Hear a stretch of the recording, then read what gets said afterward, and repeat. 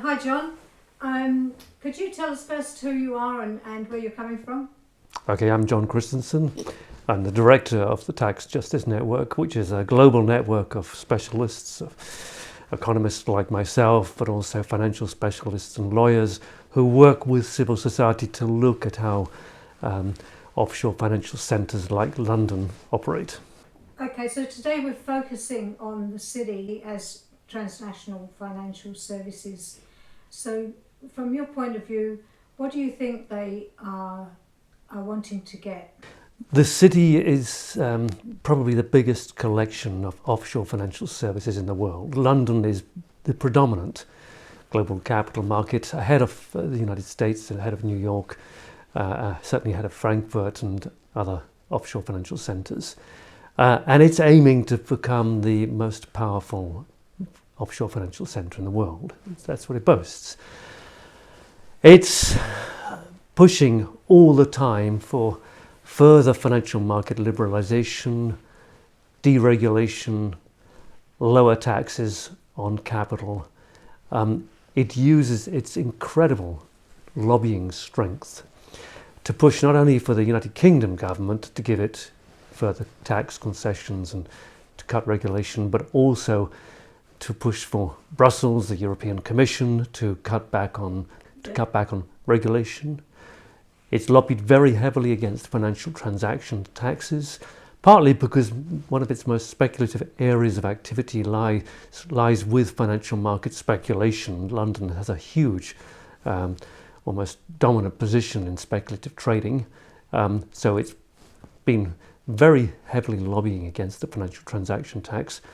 But this is one of the most extraordinary things about the City of London and the City of London Corporation, which is the tiny state which operates within what's called the square mile of the City of London, is it's become a global ambassador for global market deregulation and for cutting taxes on capital. And the City of London's mayor, the Lord Mayor of London, not to be confused with the Mayor of London, spends a huge amount of her time going around the world pushing for financial market deregulation and for the creation of international financial centres. For example, the City of London has played a lead role in encouraging the Russian government to create the Moscow International Financial Centre, and is currently pushing the Kenyan government to create the Nairobi International Financial Centre. So they are very, very powerful lobbies, not only in the UK, but also globally. What does offshore mean in this context? Offshore in this context is not referring to tiny little islands in the Caribbean or little principalities up in the Alps. Offshore means any situation where money has moved outside its country of original residence. So, for example, offshore in the UK context might be a UK resident who owns a lot of wealth, who's moved that wealth offshore to Switzerland maybe, or to Germany, or to the United States, or possibly to Cayman, or to Jersey. Offshore means outside the country of residence where it originates from. What does speculative trading mean? Well, I think it's important that we make a clear distinction between investment which goes into new productive activity, in other words, which will lead to new jobs for people who will actually create genuine wealth. And the kind of investment that the City of London has specialised in for many, many decades, which tends to be more speculative trading on currency markets, speculative trading on commodities, speculative trading on property markets, either commercial property markets or residential, where essentially they're looking to extract wealth rather than to create wealth. And very often, much of this, and London specialises in what's called high frequency trading, which is very, very large volumes of capital working on extremely thin margin trading. They're only looking for tiny percentages of a capital gain, but because they're using huge sums, there are huge sums of money, billions, hundreds of billions on occasion of money involved, they're still making massive profits on that. Now, I think the key thing here to stress is that from an economist's point of view, much of this speculative trading is not productive, it's not genuinely producing wealth. It's simply extracting wealth from the system, from others who have been genuinely creating wealth. Much of this kind of the kind of investment that the City of London specialises in is highly flighty. It just flips from one part of the world to another, literally at the click of a mouse, without creating any wealth at all. You're the director of the Tax Justice Network. Could you talk to us about the tax situation and particularly the City of London's role in tax policy? If you look at how globalisation has shaped over the last 30 years, one thing that strikes anybody who pays any attention to trade and investment flows is that the vast proportion of investment flows and a very large proportion of cross-border trade is rooted on paper through tax havens. And many of these tax havens are satellites of the City of London. We think, for example, in the British context, of the Cayman Islands, the Channel Islands, the Turks and Caicos Islands, Gibraltar, the Isle of Man. The City of London is itself the largest offshore financial centre and one of the world's biggest tax havens, but it's also linked very intimately, politically and financially, to tax havens across the globe. Hong Kong, arguably, is one of its biggest creations. Long before the Chinese began to use it as a tax haven, Hong Kong was a major British financial centre. The City of London has probably since the 1950s been leading the way in the offshore financial markets. In the mid-1950s, the City of London pioneered what is now called the Eurobond market, which is essentially a huge trillion-dollar trading system for offshore capital. The City of London has used its political power in Britain and elsewhere to try to protect the interests of tax havens from most international initiatives to close them down.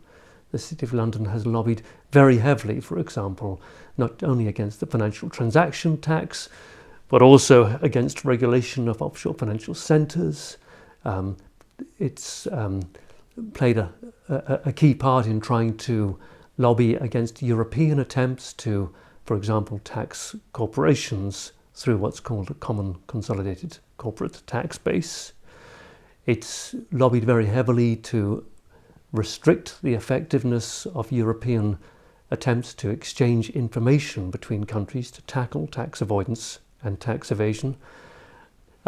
In fact, it has been a major cheerleader for the global tax avoidance industry, and it's perhaps not surprising that many of the leading tax avoidance advisors, the big four accounting firms and the major legal law firms that advise on global tax avoidance are based in London, because tax avoidance is key to their business model.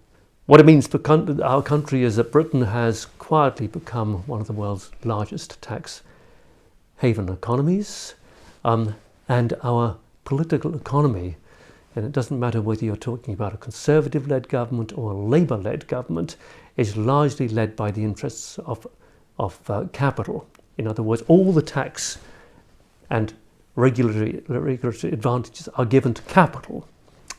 If you look, for example, at the current Conservative-led government, its first major tax move was to cut taxes on capital by lowering corporate income tax and raise taxes for ordinary people by raising VAT to 20%. And this has been done in a kind of stealthy sort of way, because all governments talk about we are tax-cutting governments. What they mean is we're cutting taxes on capital, but we're raising taxes on all the rest of ordinary people. Now, this, of course, has massively worsened inequality, but they do this and they justify this successive governments. And I stress it's not just the Conservative government that's done this, it's also the Labour government, because they say Britain needs to be tax competitive. And you hear this on the radio all the time. BBC faithfully parrots this term, tax competitiveness, but anyone who stops and thinks about that term for longer than 5 seconds will know that it is nonsense. Tax competition has nothing to do with economics. It's purely a political construct. And the only people it benefits are the owners of wealth, in other words, the capital-owning classes. Because invariably, when they talk about tax competitiveness, they're talking about cutting taxes on capital, not cutting taxes on consumers or cutting taxes on labour.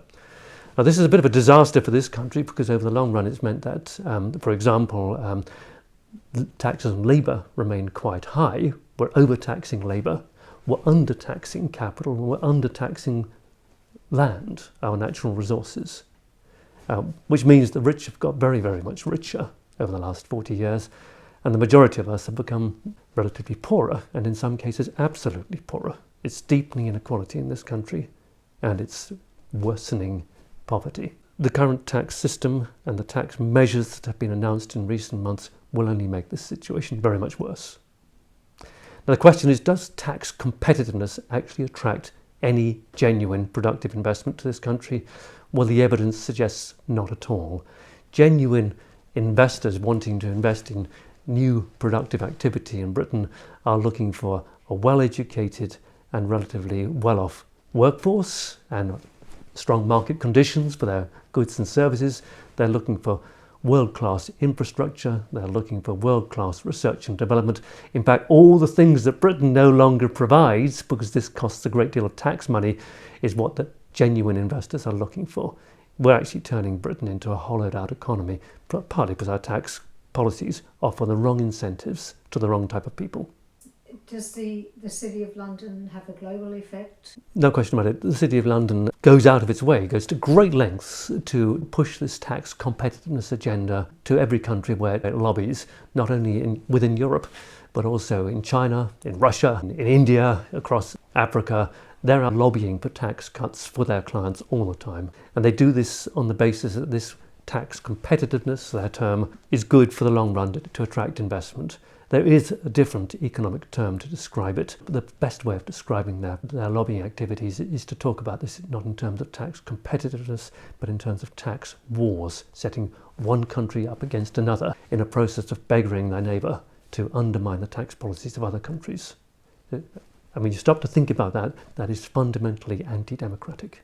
The City of London Corporation's personnel are not the legislators. By what mechanisms? How do you think they get what they want from legislation? How do they change policy? Well, you have to think of the City of London Corporation, which is a state within a state. It is actually its own state in the middle of London. You have to think of it as one of the most powerful, if not the most powerful, lobbies in the world. But what part of its power lies in the fact that it's hardly seen. The City of London Corporation's lobbying activities, by and large, go below the media radar. But they are nonetheless a very powerful, politically powerful lobby.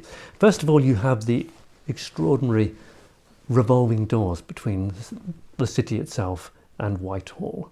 You have ministers of government who leave government and go into the city. If you look at the City UK, which is the lobbying organisation of the City of London, its current chairman is a former Tory minister called Archie Norman.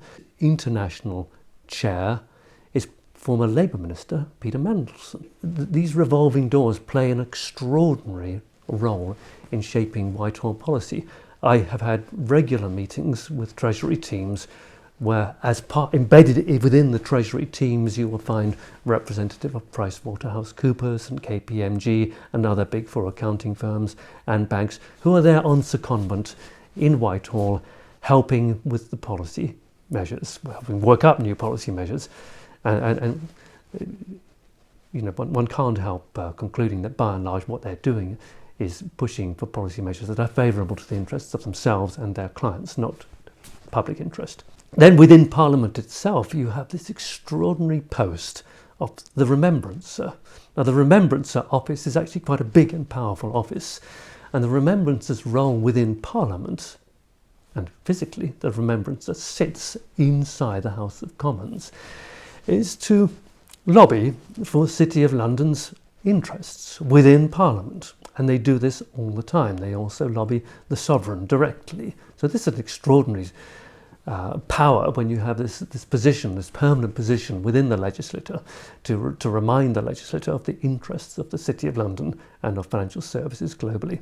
You have what political economists call the finance curse. Now, many people are familiar with the resource curse, which inflicts oil and gas exporting countries, where as a result of what are called Dutch disease effects, the long-term inflationary pressures, when you start pumping oil and gas on your domestic currency and on the local prices, you have a very similar thing here in the UK, where because of the oversized scale of the UK's financial services industry, which is far bigger than the domestic economy requires, we've ended up by and large with an exchange rate, sterling to other currencies, which meets the interests of the City of London, but not of productive exporters. Manufacturing sector, for example, has suffered because the pound has been overvalued for decades. Now, one of the results of this is we've become massively over-dependent on the finance sector, not only for tax, but also for external currency. We are a massive exporter of financial services to the rest of the world. This might or might not be a good thing, but certainly one of the effects, we've become overly dependent and politically captive to the interests of the City of London. One hears on the radio all the time, the City line, that if we try to regulate the city, or if we try to tax bankers, they'll leave Britain and they'll move to Luxembourg or they'll move to Dublin or something like that. And this is all symptomatic of Britain's state capture by the financial services industry. We are, to all intents and purposes, as captive to the finance industry as some oil exporting countries are to their oil and gas sectors. The finance curses, we've written a whole book about it. Okay, thank you very much, John Christensen. A pleasure.